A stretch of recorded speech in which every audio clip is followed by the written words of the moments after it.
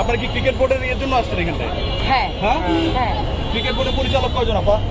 কেন এত জানতে হবে তো পরিবর্তনটা কোথায় চান সেটা আমাদের জানতে হবে।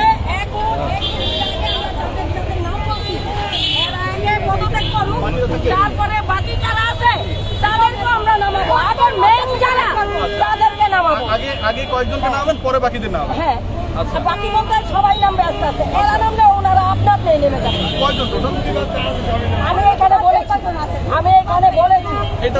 এখানে বলেছি এখানে আমরা মানববন্ধন করেছি। এই মুহূর্তে প্লিজ বলতে দেন, আপনি তো প্রশ্ন করছেন, উত্তর না দিতে আবারও বলতেছি। আপনি আমাকে প্রশ্ন একটা একটা করে করবেন। আপনার তো আমার তো মনে হচ্ছে আপনি আওয়ামী দালাল। আমার কাছে তো এইটাই মনে হচ্ছে।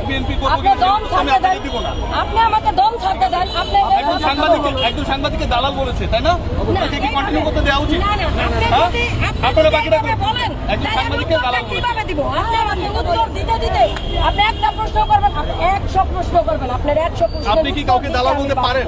না না, আমরা দালাল আমরা এই দেশে দালাল নাই। আপনারা সাংবাদিক আছেন বিদায় আজকে এই দেশ স্বাধীন। দালাল আপনি দুঃখিত বলেন যে আপনি বলেন। সরি, আমার ভুল হইতেই পারে।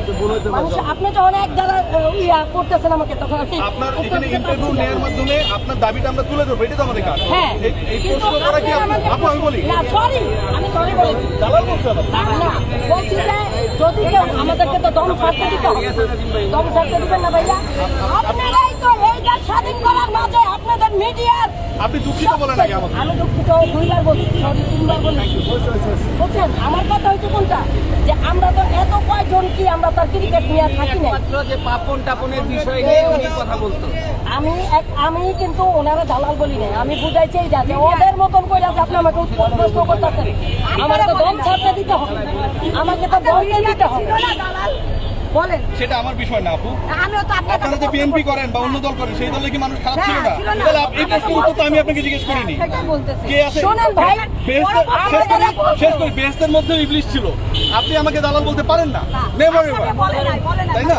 ভাইয়া আমি আপনাকে আবারও বুঝাই বলি, আপনি আমাকে যখন প্রশ্ন করতেছেন, আমি একটা উত্তর দেওয়ার পরে আপনি আমাকে শত শত প্রশ্ন করার অধিকার আপনাদেরকে এখন আমি এই জন্য যেতে গেছি যে এখন আমরা মানববন্ধন করেছি, স্লোগানও দিয়েছি, আমরা হরণ হয়েছি না, এখন তো ব্রেনে আসতে হবে।